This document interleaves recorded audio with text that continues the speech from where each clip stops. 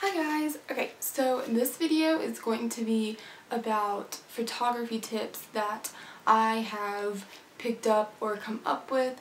Just a couple easy things. I know the video is kind of long, but just a couple things that are really affordable and really anyone can do. So yeah. Hope you enjoy. I have made some studio lights, and so I guess I'll just show you how I made them just because it's super easy, super affordable. Yeah, I guess I'll just show you what I have. So here are the lights. I just have them connected to this other lamp I'm using. I'm not actually using it, see it's off, but I'm just using it to hold my other lights on. And this is one of them. It's, okay, you know, if you've ever been camping or your dad works on cars or whatever, you probably have seen him use these silver lights. It's just like a spotlight, whatever. But all I have done is I have some pure white light bulbs in them. Like you go to Walmart or wherever you get light bulbs, your hardware store, and just find the light bulbs that say pure white or whatever. And so I just have those in there, and then I have this here other light. You can get that at the hardware store as well, and it comes with all of this clamp thing and everything. You kind of have to assemble it, but it tells you how. Then all I did was I got some parchment paper. It's not wax paper because wax paper can burn, but this stuff is meant to go in the oven. So and these lights get pretty hot, so that's why I used it. And I just tore off a piece big enough, wrapped it around, and then used a rubber band to hold it on there so it like diffuses it so it's not super harsh. I guess like the more diffused you want it, the more layers of parchment paper you can put on it. So I have two of those on this side, one up there and one's on here, and then I have another one on this side. I have two on one side because if you take like studio pictures, you know that one side of your face should be a little brighter than the other, just so they look like they have more definition to their face when you're taking pictures of people.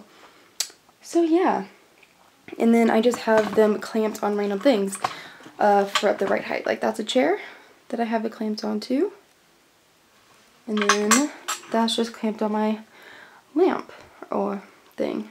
So yeah, and then the cords are everywhere, but if those get in the pictures, which I don't think they will, I can just Photoshop them out. I have this nice gray wall. This nice gray wall right here. My mom repainted. So it's a really nice studio backdrop thing.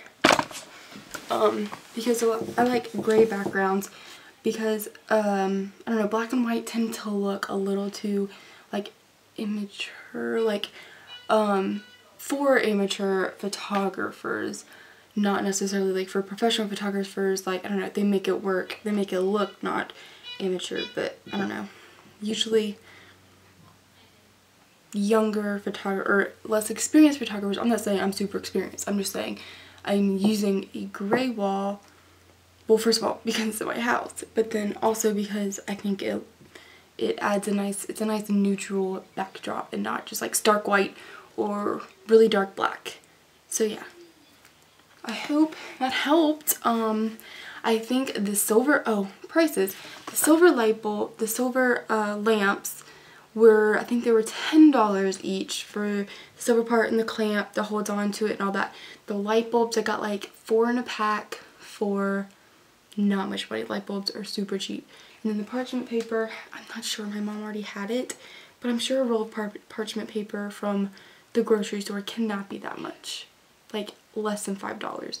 So that's like less than $50 for some lights. If these lights aren't white enough, like I know they're not like super white, like it's called pure white, but they're not like studio white. You can, I don't know, like fluorescent or something.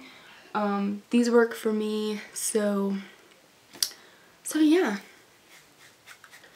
So, hope that helped. Yeah, I guess I could do more like quick fix tips. You know, I could, okay. I'm sorry, I'm getting really excited. I'm not saying that the way I do it is the correct way or the only way or really anything. I'm just trying to tell you guys what I found works for cheap that you can do, you know, to make your photos look better and stuff. Another thing I've done is I have this book called Fashion Photography 101 by Laura Jade. It is, I love it. It's awesome. Has really good tips in it. And so, okay, when you see like high fashion photographs, like such as these, I don't know if you can see, like right here. Okay, you see this picture down here, how there's like foreground that's blurry. And also right here, like, well, that's like a solar flare. But, and then like this picture, there's like blurry foreground. And like these pictures, there's like blurry foregrounds on them. And it adds some interest. It makes you focus in on the model and the subject. And one thing she does talk about in here is to blur out the foreground and the background so the model stands out, so that's where your attention is focused. Well, a lot of times when I'm taking pictures, I don't always have like a foreground that I can make blurry. Like, you know, sometimes if you're in a field but like the grass is short, you can't have that, or I don't know, like there's just not always a foreground that you can make blurry. So what I have done is I have made these, oh, I fell out. I have made these like fake foregrounds, if you will. I have different ones. This one's green. Like, okay, what I did, I went to Hobby Lobby. I don't know, I'm pretty sure there are Hobby Lobbies all over America. I don't know about different countries, anything like that. But it's a great store that has like everything in it for like crafts and stuff. But this is, I guess you could go anywhere that has fake flowers. Go there. And then this is just like foam that you put fake flowers in so they don't move around and stuff. But yeah, you can like, and it's really weird. It like the little pieces fall off. Anyways, I have a green one, a red one, a white one, and a pink one. And what I can do with these is I can take them on my shoots with me, and everything's falling out. And have a fake foreground so I can blur it, like I can get it kind of on the edges so it's like blurry, it adds interest. So I have a foreground and a background. So I try to do like pretty generic like colors that I would usually use on most photo shoots, like greens and then whites and then, you know, like pinks and reds, just, you know, because pinks and red, they have pink and red flowers, stuff like that. So it's really, really affordable, this stuff. I got like a big packet, maybe like 5 or 6 of these for maybe $5. So it's like $1 a block. And then the fake flowers, it was actually like I got a couple of those long, and then I cut them and then stuck them in. So they didn't come this short. I cut them, but they're only like $1 or so. So at Hobby Lobby, I know they have like 50% off deals all the time on fake flowers. So you could, so I think I got this stuff for like half off. But, so maybe like $1 for 2. But seriously, really affordable. I probably did like 2 on each one. So it's like $4 when it's on sale. So like $8 in all, really cheap, really easy. So yeah, I would try that out if you have the same trouble I do with the whole no foreground. So yeah, that's just another little trick I have up my sleeve. This book, especially if you want to be in fashion photography like myself, I would greatly recommend getting it. It has so much information about marketing, retouching, I'm just reading the labels, organizing, the working photographer, like workflow and stuff, and like image licensing, stuff like that, scenarios, like different types, shooting. It talks about like studio lighting and where to place reflectors and lights to get certain looks.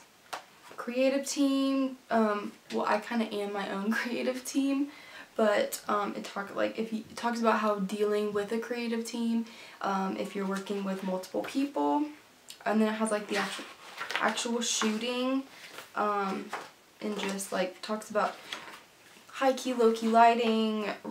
Setting up a home studio is actually what I'm looking at right now, right here. And see what I mean by like the gray background? I know my walls aren't that dark, but I don't know, the gray background really just gives it a nice, I don't know, like almost not warm, but it's not like so white, so it doesn't like wash out your subject or anything like that. Like it has the same like value, especially if you're doing like black and whites or like more muted sepia tones like these. Preparation, how to get organized beforehand, how to set everything up, and then like equipment and stuff like that. Like I don't have a super fancy camera. I have an Canon Rebel T3. It's nothing too spectacular, like it's what I need it to do. I would like to invest in a better one in the future, but that'll be in the future. But yes, this really good book. I got it from Barnes & Noble, I think. I ordered it online. It's actually cheaper if you order it online than if you get it in the store. I think it was like $15, I think. Yeah, $15. Something like that. But yeah, if you are wanting to do fashion photography, I would definitely invest in this. Lots of good tips. And her photography is amazing, by the way. Like, just Google Laura Jade. Her website, probably laurajade.com. So I would just check that out because her photos are amazing. Like, all of them. So yeah. That's my photography tips of the day. Oh, yeah. Oh, another thing. I haven't really gotten to play around with them much, but I recently got a set of reflectors. I got it off Amazon. Seriously, this thing is $15, and it's a 5-in-1 thing, so it's a super good deal. It's by Photiox, whatever. Yeah, and it comes in a bag like this, and you unzip it, and this thing comes out, and then it opens. It's nice and big. I forget how many inches this is, but it's pretty darn big. A nice big reflection. And what comes in it is the silver reflector, and then you unzip this, and then there's a gold reflector for like if you want warmer tones to your pictures, or you want like more of a warm like reflection. And then there's like a white one for not like too much reflection, and then the thing in the middle is a diffuser, and you hold that like over like if the sun, so it's like it's off for like close-ups and stuff. But look, probably diffuse that a lot so it's not as bright.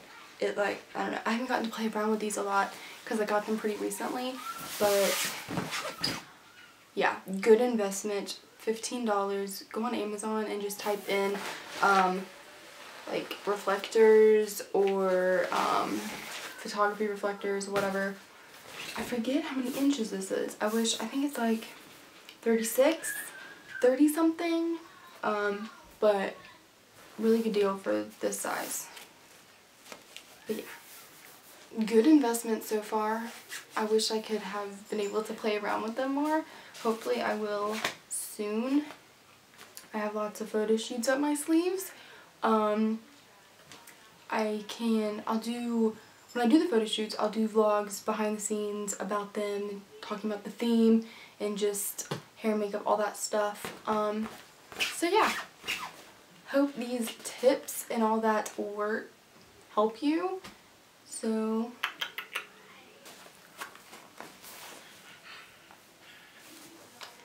yeah, and then And it just folds back up, like you just twist it. And it goes in a circle. Be careful not to like twist it a really jank way and then end up breaking. I think I read a review on that, on one of these. Like they did it wrong and they broke it. But I don't see how you could really do that because this thing is really bendy. Yeah, and don't open it around something that's close to you because it more than likely will hit it. But yeah, I'll see you later. Bye!